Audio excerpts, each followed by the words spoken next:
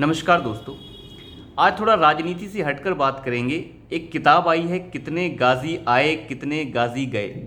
ये किताब लिखी है पूर्व लेफ्टिनेंट जनरल कंवलजीत सिंह ढिल्लों ने, KGS ढिल्लों, जो पहले 15वीं कोर कमांड के कमांडर इन चीफ रह चुके हैं कश्मीर में। उनकी एक किताब जो आई है वो काफ़ी चर्चा में भी है और उसके कुछ पन्ने तो ज़्यादा ही चर्चा में हैं। उन्होंने अपनी किताब में एक ऐसे व्यक्ति की प्रशंसा की है जो पूरी तरह से राजनीतिक हैं, लेकिन कंवलजीत सिंह ढिल्लों तो राजनीतिक नहीं हैं। उनके द्वारा की गई प्रशंसा जो है प्रशंसा कही जा सकती है, क्योंकि वो कोई राजनीतिक व्यक्ति नहीं है, लेकिन जिनकी उन्होंने प्रशंसा की है वो ज़रूर एक राजनीतिक व्यक्ति है। तो आज उसी राजनीतिक व्यक्ति के बारे में थोड़ी बात करेंगे कि कैसी कैसी बातें जो है कंवलजीत सिंह ढिल्लों ने उनके बारे में अपनी किताब में लिखी हैं, और ये किताब में जो बातें लिखी गई हैं वो किस घटना से संबंध रखती हैं वो भी बहुत ज़रूरी है समझना।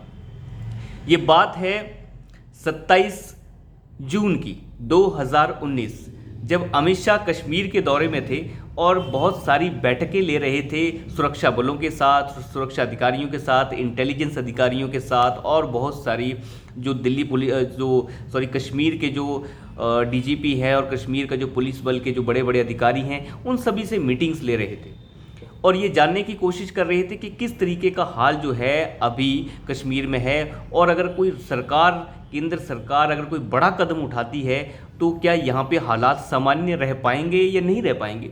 हालांकि उस समय ज़्यादा किसी को कुछ समझ नहीं आया कि क्या हो रहा है। अफवाहों का बाजार तो उस समय भी गर्म था कि क्या सरकार कोई बड़ा कदम उठाने वाली है कश्मीर को लेकर।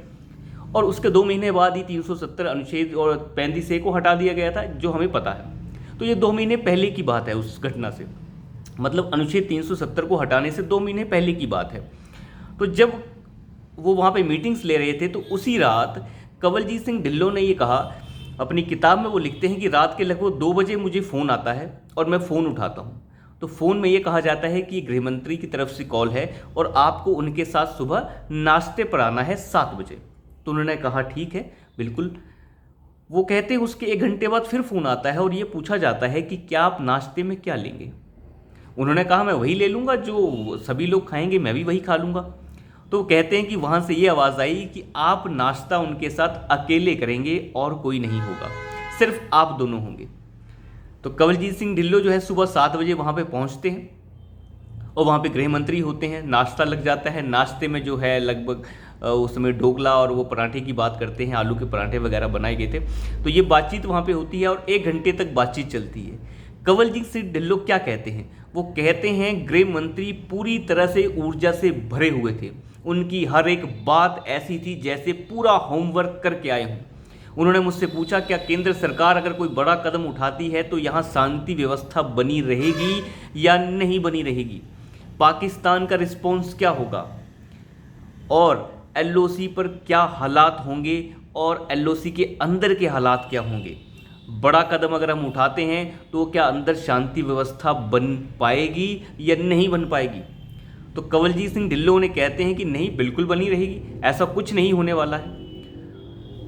परंतु उसके बाद भी गृह मंत्री जो हैं संतुष्ट नहीं होते, आश्वस्त नहीं होते। वो उन्हें दोबारा पूछते हैं, मैं फ्रैंकली आपसे पूछता हूँ, क्या पूरी की पूरी व्यवस्था ठीक रहेगी या नहीं रहेगी। उसके बाद कंवलजीत सिंह ढिल्लों कहते हैं कि बिल्कुल, क्यों नहीं रहेगी। तो उन्होंने थोड़ा रुक के कहा, कंवलजीत सिंह ढिल्लों बताते हैं कि मैंने थोड़ा रुक के कहा कि अगर इतिहास बदलना है तो इतिहास बनाना होगा। परंतु कंवलजीत सिंह ढिल्लों बताते हैं कि इसके बाद भी अमित शाह बिल्कुल संतुष्ट नहीं थे। वो मुझसे कुछ और जानना चाहते थे। उन्होंने कहा, क्या आप थोड़ा और अच्छे से बता सकते हैं, क्या सब कुछ नॉर्मलाइज हो जाएगा अगर हम कोई बड़ा कदम उठाते हैं। इतनी बातें सुनने के बाद कंवलजीत सिंह ढिल्लों अपनी किताब में लिखते हैं कि मैं काफ़ी हद तक अंदाज़ा लगा रहा था कि सरकार जो है 370 जैसे मामले को छेड़ने वाली है या कुछ ऐसा बड़ा कदम उठाने वाली है। तो मैंने उन्हें आश्वस्त किया कि कुछ दिक्कत नहीं आएगी, आप बड़ा कदम उठा सकते हैं, और जैसा हमारा अभी तक का एक्सपीरियंस रहा है किसी भी तरह की शांति व्यवस्था में कोई दिक्कत नहीं आएगी।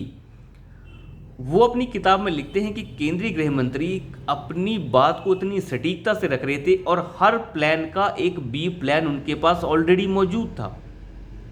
वो हर चीज़ का होमवर्क करके आए थे, यूं ही नहीं मुझसे भी कुछ भी पूछ रहे थे। उसके बाद कंवलजीत सिंह ढिल्लों घर पहुंचते हैं और जो बात अपनी बीवी से जाके कहते हैं वो भी बड़ी रोमांचकारी सी है। वो लिखते हैं कि जैसे ही मैं घर पहुंचा, घर पहुंचने के बाद मेरी वाइफ ने मुझसे पूछा कि मीटिंग आपकी गृह मंत्री के साथ कैसी रही, तो मैंने उन्हें जवाब दिया कि 20 युवराज भी इस आदमी के आगे कुछ नहीं है। तो आप उनकी बात का अंदाज़ा लगाइए, वो गृह मंत्री के लिए क्या बोल रहे हैं। दशकों में ऐसा आदमी आता है जिसे जो है वो कंपेयर करने की कोशिश कर रहे हैं कि 20 युवराज भी इस आदमी के सामने जो है कम पड़ते हैं। गृह मंत्री की इतनी प्रशंसा शायद ही अभी तक किसी ने ऐसे की हो जो राजनीति से बिल्कुल भी ना जुड़ा हो। एक ऐसा इंसान जो पूरी तरह से देश प्रेमी है, देश की आर्मी से जुड़ा हुआ है, 15वें कोर कमांड से जुड़ा हुआ है, जो पूरी तरह से कश्मीर में होने वाली मिलिट्री ऑपरेशंस को देखती है।